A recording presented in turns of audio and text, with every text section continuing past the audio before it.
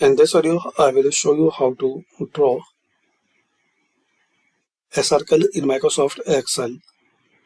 So click on Shapes and select this oval shape. Press and hold Shift and draw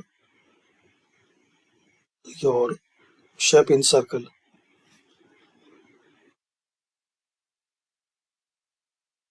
You can change inside color. You can change outline color.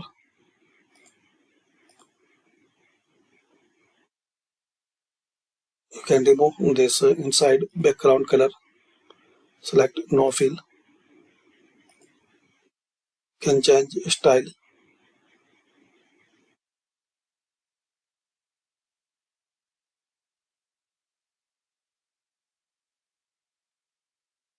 So thanks for watching. Comment this video is useful for you.